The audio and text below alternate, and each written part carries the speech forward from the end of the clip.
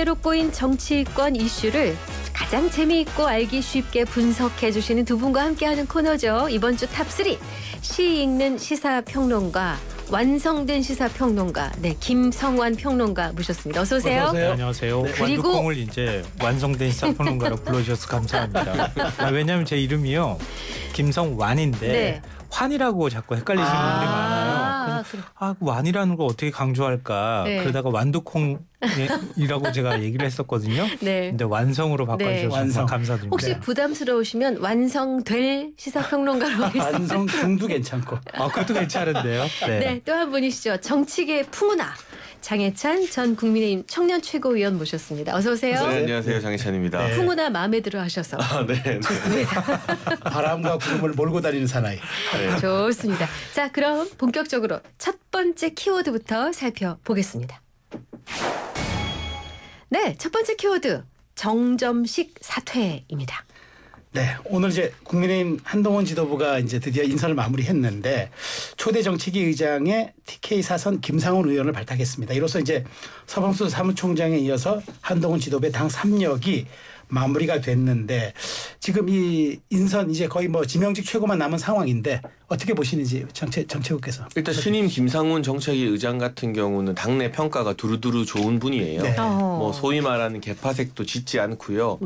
대구에서 4선을 했지만 원만한 원내 관계를 유지하고 있고 오늘 기자 간담회도 매우 정제된 톤으로 또 추경호 원내대표를 돕는 역할을 하겠다라고 해서 이 인선 자체에는 그러니까 정점식 의원을 지금 사실 좀 무리해서 빼내고 그다음에 노골적인 친한계를 안칠 경우에는 또 많은 비판을 받게 될 수 있잖아요. 그러니 좀 개파색에서 좀 자유로운 이 중용이라고 할까요? 원내 평가가 좋은 분을 잘 골랐다라고 저는 평가하고 싶습니다. 근데 다만 정책위 의장 자리 자체가 이렇게 관심받은 적이 거의 처음인 것 같거든요. 없죠. 보통 누군지도 잘 모르는데 당내에서 되게 중요한 자리인데 언론에서 많이 다뤄지는 자리는 아닌데 이 정책위 의장 자리는 사실 바꾸려고 마음 먹었으면 이게 추경호 원내대표를 찾아가서 물밑에서 조율하고 끝냈어야 되는 건데 이걸 일주일 동안이나 전 이 씨름을 하게 만들고 결국 사무총장에 이어서 당 대표까지 직접 물러나 달라는 메시지까지 냈잖아요.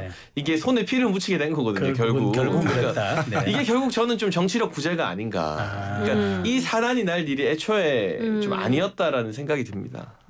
김상훈 평론가는 아니요, 손에 피 묻히라고 친윤계 쪽에서 얘기했다면서요. 직접 피 묻히십시오 이렇게 얘기를 하니까 그럼 제가 직접 나서겠습니다 그렇게 해서 피를 묻힌 꼴이 돼버렸는데요. 그러니까 한동훈 대표의 일종의 정치력 리더십이 어느 정도 수준인가 이걸 보여준 사례 같아요. 그러니까 양쪽으로 지금 사실 비판을 받고 있는 것 같은데요. 친윤계 쪽에서는 굉장히 부글부글한다 이런 얘기가 들리고 친한계 쪽에서도 아니 친한계 쪽에 가까운 분이라도 당대표가 됐으면 정책위 의장 한 명 바꾸는데 이렇게까지 해야 되나?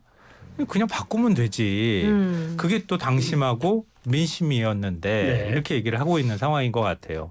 그런 면에서도 좀 실망스럽다 이런 얘기가 양쪽으로 나오고 있는 상황인 것 같습니다. 그런데 다만 어찌됐든 친윤계하고는 가까워질 수 없구나. 이건 뭐 분명하게 확인이 된 뭐 상징적인 사건이 아닌가 싶습니다.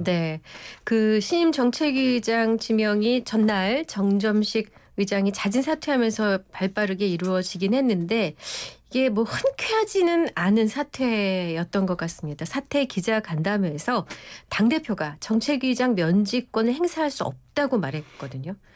이 말을 한 이유를 좀 들여다볼까요? 이거는 내가 양보해 주는 거다라는 뜻이죠. 한마디로. 당원 당규에 대한 해석 차이가 있어서요. 이 부분은 뭐 기조국이 되었든 전국위가 되었든 다음번에라도 이런 사태가 발생했을 때 어떻게 할지 저는 당원 당규를 좀 다듬을 필요가 있다고 봐요. 그리고 원래대로 원내대표의 러닝메이트로 정책위 의장을 선출했었거든요. 원래 그랬죠. 이제까지는. 그걸로 돌아가는 것도 하나의 방법일 수 있다고 보는데 사실 의총을 가서 신임하느냐 아니면 정점식 의원 사퇴하느냐 문제로 갔으면 저는 추경호 원내대표와 정점식 의원 쪽이 이겼을 거라고 봅니다. 지금의 원내 108명의 구도상으로는 그리고 정점식 의원이 친윤이라고 하지만 친윤 안에서도 뭐 소위 말하는 개파색에 강하게 짙다던가 그러지 않고 원내에 두루두루 인간관계 평이 참 좋은 분이거든요. 네. 저도 최고위원 할 때 자주 뵈면 되게 소탈하고 그냥 사람이 되게 좋다는 말로 평가가 돼요. 그렇기 때문에 이게 수싸움으로 정말 끝까지 가는 세력 대결로 갔으면 정점식 정책위 의장 유임으로 이겼을 겁니다. 근데 그러면 또 당이 난리가 나는 거잖아요. 그렇죠. 그 사단을 어떻게 보면 정치 경력이 조금 더 있는 정점식 의원 쪽에서 좀 양보해줬다라는 걸 강조해준 인사 같고요. 다만 추경호 원내대표가 조금 불편할 겁니다. 추경호 원내대표 측에서는 정점식 의장을 유임시키겠다는 의지가 더 강했었거든요. 그런데 이 원내대표의 파트너인 정책위 의장에 대해서 당대표까지 나서서 결국 교체가 되었으니 앞으로 이 당을 이끌어가는 데 있어서 당대표가 원내일 때와 원외일 때는 좀 양상이 많이 달라요. 지금은 선거가 없는 국면이고 당대표가 원외이기 때문에 주요 국정 국면이나 본회의에서 일어나는 일들은 원내대표가 드라이브를 걸고 주도권을 가지게 되거든요. 이런 점에서 그래서 저는 오늘 김상훈 의원도 선수가 사실 4선이나 됨에도 나는 추경호 원내대표의 조력자다라고 조금 가슴에 낮추는 모습이 보였는데 이게 시작부터 추경호 원내대표한테 지금 약간 불편한 거 감점 1점 먹고 들어간 셈이거든요. 저는 이게 한동훈 대표 앞으로 행보에 별 도움이 안 된다고 봐요. 그러니까 지금 한동훈 대표가 이제 인선은 자기가 하고 싶은 대로 했지만 이제 다음 과제는 뭐냐. 추경호 원내대표와의 이번 정책위 의장 국면으로 생긴 좀 불편함을 빨리 해소하고 더 다가가는 거 이게 하나의 또 과제가 된 것 같습니다. 그래서 갈등 말씀을 주셔서 제가 김성환 평론가께 질문하고 싶은 거는 지금 사실 김재원 최고도 아마 그 오늘 라디오에 출연해가지고 아니 이렇게 정점식 의원이면 할 말이 좀 있었을 것 같아라는 얘기를 하고 또 시민사회 수석을 했던 강승규 의원도 솔직히 좀 불만이 있다 토론하는데 이게 지금 갈등이 계속 좀 그러면 번져 나갈 걸로 보세요? 이거는 장해찬 전 최고가 말씀하시는 게 맞는 것 같은데요. 지금 국민의힘은 심리적 분당 사태라고 저는 생각해요. 심리적 분당 사태. 그러니까 가까워질 수 없는 거예요. 이미 지난 전당대회 때 그걸 보여줬고요. 굉장히 흥미로운 장면이 하나가 있는데요. 그러니까 지난달 24일에 윤 대통령하고 한동훈 신임 당대표가 삼겹살 만찬했잖아요. 그때 이제 낙선자들까지 다 포함해서 두루두루 다 있는 그런 자리를 만들어서 화기애애한 분위기가 연출됐다 이렇게 얘기를 했는데 그리고 난 다음에 엿새 뒤에 다시 또 지금 그 비서실장부터 시작해가지고 원내대표까지 다 만나는 자리가 다시 있었다는 거잖아요. 그 사이에 윤 대통령하고 만났다고 하는 거고요. 근데 그걸 한동훈 대표가 요청했다는 거잖아요. 그날 그 자리에서 제가 할 말이 있었는데 말을 할 기회가 없었습니다. 그래서 자리를 한 번 더 만들어 주십시오. 그래서 30일 날 대통령하고 1시간 30분 독대한 거 아닙니까? 근데 독대를 했는데 11시에 만나가지고 12시 30분에 끝났어요. 근데 점심도 안 먹었어요. 각자 약속 갔다는 거잖아요. 대통령하고 만났는데 밥 한 그릇도 안 먹는 사이가 돼버린 거예요. 그러니까 이 정도 시간 됐으면은 당연히 당대표 밥 한 끼라도 먹고 가지. 그러고 난 다음에 여러 참석자, 배석자들이 있으면은 잠깐 물리고 난 다음에 우리 좀 솔직하게 얘기 좀 한번 해보자. 독대도 한번 하고 그리고 나와야 되는데 못했던 거잖아요. 근데 그날 저녁 때 정진석 비서실장하고 추경호 원내대표 그리고 홍철호 정무수석 그리고 한동훈 대표 따로 저녁 때 또 만났다는 거잖아요. 그 대통령이 진짜 할 말이 있었는데 한동훈 대표한테 한동훈 대표 못 믿는 거죠. 만약에 정정식 정책위 의장 그냥 둬라 대통령 입으로 말하는 순간 이게 나가면 어떻게 언론에 나가면 무슨 얘기가 나오겠습니까? 또 당정 개입 나올 거 아닙니까? 그러니까 대통령은 그 자리에서 다 품어달라 상징적인 얘기를 했는데 한동훈 대표 쪽에서는 그건 당대표한테 힘 실어준 거야 이렇게 생각을 했다는 거 아니에요? 근데 그날 저녁 때 정진석 비서실장 만나가지고 점정식 의원 그냥 정책의장으로 두십시오 이렇게 얘기를 했다는 거예요. 근데 한동훈 대표 바로 다음 날 사무총장 통해가지고 자신의 입장 얘기하다 안 되니까 직접 나서가지고 결국은 그만둬라 이렇게 하고 난 다음에 상황 정리가 됐다는 거예요. 이 얘기는 뭐냐면 아까 제가 심리적 분당 상황이라고 말씀드렸던 것처럼 가까워질 수 없다는 걸 이번 사태로 다시 보여줬다. 여기서 만약에 한동훈 대표가 뭔가 진짜 받아들일 수 없는 카드를 한번 내밀었을 때는 진짜 엄청난 파국으로 갈 가능성이 여전히 남아있다 이렇게 생각합니다. 그렇군요. 근데 뭐 약간 입장이 다른 것 같아요. 친한계의 김종혁 전 조직부총장은 무난한 해결이었다 이거 그렇게 얘기를 했거든요. 자, 이 결과적으로 정점식 사태 한동훈 대표 정치력에 타격을 준 거예요? 아니면은 뭐?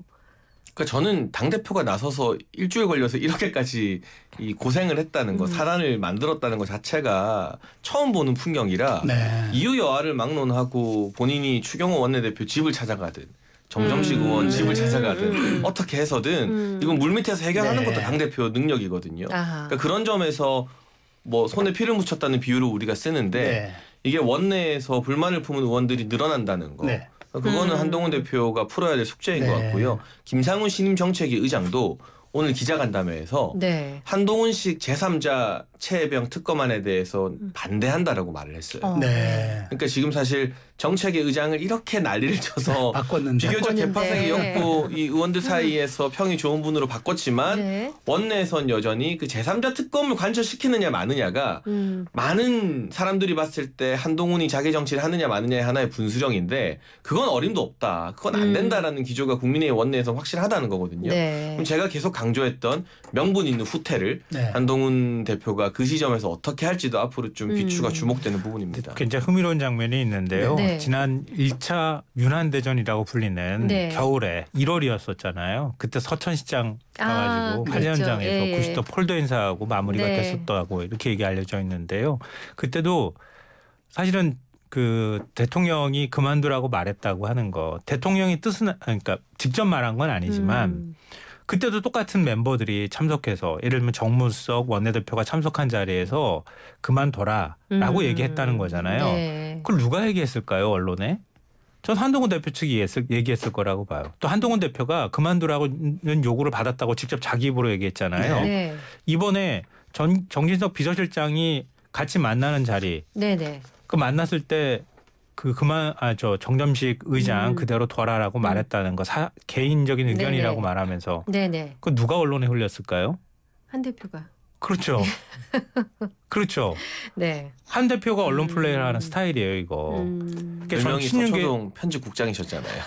맞아요. 서초동 편집국장이라고 불리는 사실 언론을 잘 능숙난하게 활용하는 편이거든요. 저는 이것도 친윤계나 대통령실에서 매우 불쾌했을 것 같아요. 이런 방식으로 뭔가 자기한테 오는 걸 스스로 문제를 풀기보다는 이렇게 언론으로 애둘러서 흘려가지고 거기에 대해서 나는 풀어간다는 방식으로 이렇게 보여주는 것. 뒤에 수습하듯이 뭔가를 하는 이런 방식으로 언론 플레이를 하는 건 이건 대통령실에서 받아들이기 좀 쉽지 않지 않을까 싶어요. 사실 김성환 평론가님 말씀대로라면 내밀한 이야기하는 게 불가능한 거죠. 그렇죠. 물밑에서 담아둬야 될 이야기가 있는데 이게 뭐 예를 들면 비대위원장 직과 관련된 문제 또 뭐 정책위 의장과 관련된 아주 내밀한 문제 그러니까 이거 정진석 비서실장이나 추경호 원내대표 측에서 그 이야기를 언론에 하등의 이유가 없거든요. 우리가 아무리 내밀한 이야기를 했을 때 이게 안 나간다는 신뢰가 있어야 A도 이야기하고 B도 이야기하고 토론도 되고 대화도 되는 건데 무슨 이야기하면 한동훈 측에서 언론에 다 나간다. 단독 다 뜬다. 요새는 또 단독 많이 쓰는 기자들 리스트까지도 추려지던데 이렇게 되면 사실상 내밀한 신뢰관계를 구축하는데 앞으로도 좀 어려움이 있을 거라고 봅니다. 그러니까 윤 대통령하고 독대했을 때 대통령이 솔직한 얘기를 못한 이유도 바로 이것 때문이다. 제가 발목 잡힐까 봐 대통령이 사실은 독대 자리가 있었으면은 사실 좀 이렇게 해달라 이런 언론에 공개 안 되는 내용이니까요. 그렇게 했을 텐데 그것조차도 할 수 없는 정도로 대통령하고 그다음에 한동훈 대표의 심리적 거리감이 굉장히 멀어져 있다. 대통령은 신뢰하기 어렵다고 하는 걸 이번에 보여줬다고 하는 거예요. 그러면 하나 질문. 그러면 지금 최상병 특검안이 다시 이제 수면 위로 떠오를 경우에 윤한 갈등 2라운드 들어간다? 그렇게 보시는 거예요? 근데 그걸 출구 전략으로 한동훈 대표는 당내 민주적 토론을 통해서 결정하겠다. 이렇게 슬쩍 발을 빼는 모양을 보였어요. 근데 본인 스스로가 얘기했잖아요. 내가 발의하겠다고 얘기했어요. 틀림없이 국민들 앞에서. 몇 번 했죠. 발의해야죠 이제. 근데 민주당은 계속 물어볼 겁니다. 언제 할 겁니까? 언제 할 겁니까? 우리 기다리고 있거든요. 제3자 추천안 그것도 받을 용의가 있는데요. 우리는. 그러니까 얼른 발의하세요. 이렇게 얘기를 할 거거든요. 한동훈 대표의 또 어떤 정치력이 시험대에 오르는 일이 될 것이다. 여기에서 만약에 좀 일종의 발을 더 빼거나 뭔가 좀 이상하게 태도를 취한다고 하면 그러면은 언론도 그렇고요. 국민 여론도 안 좋아질 가능성이 높다. 이거 한동훈 대표가 자초한 거라고 저는 생각해요. 그러면은 이 최혜병 특검 뭐 한동훈 대표가 어떻게 발의하겠어요? 그중 개파 의원 하나가 발의하겠죠. 한 명이. 그러면은 발의 못해요. 그렇게 보시는 거예요? 네, 왜냐하면 네. 이게 자기 이름 걸고 발의하거나 네. 발의하려면 10명 들어가야 되잖아요. 그러니까요. 그 10명 안에 이름 넣는 순간 보수 진영에서는 네. 이제 배신자 프레임이 작동하게 될 겁니다. 이게 설마 했는데 진짜 배신자였구나. 그러니까 전당대회에서 배신자 프레임은 잘 안 먹혔어요. 네. 많은 분들이 그래도 20년간의 관계가 있는데 근데 이 최혜병 특검이 정말 시동이 걸리는 순간 네. 아 진짜 배신자였구나라는 게 보수 진영의 정서이기 때문에 네. 한동훈 대표의 최측근이라고 할 수 있는 사람들도 라디오 인터뷰 보면 네. 장동혁 최고위원 기가 네. 좀 달라졌어요. 네, 뭐 실익이 없다 이러잖아요. 이번에 신임 임명된 김상훈 정책위 의장도 오늘 기자회견에서 바로 그건 추진하지 않는다. 원내 사안이고 네. 생각이 다르다라고 말했잖아요. 네. 그러니까 거기에 이름 올릴 사람이 없습니다. 그러니까 정치 생명 걸고 보수 진영 내부에서는 이름 올려야 되는데 네. 그걸 무리하게 추진할 정도의 동력이 저는 한동훈 대표에게는 없다고 보고 그러니까 투트랙 전략을 가겠죠. 본인은 계속 이게 나의 의지이고 소신인데 뭐 민주당 탓을 조금 할 거고 네. 원내에서 뒷받침 안 해준다 이렇게 가면서 이걸 유야무야 넘기는 게 지금 한동훈 대표가 택한 전략인 것 같은데요. 저는 이렇게 유야무야 넘기는 건 좀 비겁해 보이고요. 네. 차라리 제대로 후퇴해라. 후퇴할 거면 민주당의 특검에 대해서 너무나 노골적인 탄핵 의도가 보인다. 나도 생각을 바꿨다. 내가 대표해보니까 민주당과 맞서 싸워야 된다라고 말하면 적어도 보수 진영 내부에서는 그걸 가지고 뭐라 할 사람 없어요. 말 바꿨다고. 그래 우리 함께 싸우자가 되는 거예요. 그래서 그냥 유야무야 시간 끌기를 선택할지 아니면 확실하게 명분 있는 후퇴를 할지 네. 뭐 그 두 가지 길 중에 하나지 이게 새로 떠오른다거나 네. 이걸 추진한다거나 발의한다거나 하는 건 제가 단언하건대 불가능하다고 말씀을 드립니다. 리더십의 문제라고 생각하는 거죠. 네. 알겠습니다. 근데 그렇게 가면 되겠습니까? 국민들 앞에서 그렇게까지 약속을 했는데 이건 제가 당대표 되고 나니까 마음이 바뀌었네요. 이렇게 얘기하기엔 참 궁색하잖아요. 한동훈 대표가 어떤 방식으로든 정치적으로 이 문제를 풀어야 된다. 그리고 또 국민 다수가 지금 원하는 방식이잖아요. 그리고 국민의힘이 나 보수층만 안고 가면 괜찮아. 한동훈 대표가 차기 대권까지 본다고 얘기를 하고 있는데 그런 식의 태도를 취하는 게 이게 온당한가. 부정적인 평가들이 전 더 많을 거라고 봅니다. 그래서 아마 지금처럼 언론에서는 내 뜻은 변함없다라고 하지만 실제 국민의힘 내부의 기류는 뭐 이게 동력이 생기거나 그러지 않는 있다. 그런 유야무야 전략을 택할 가능성이 높다. 알겠습니다.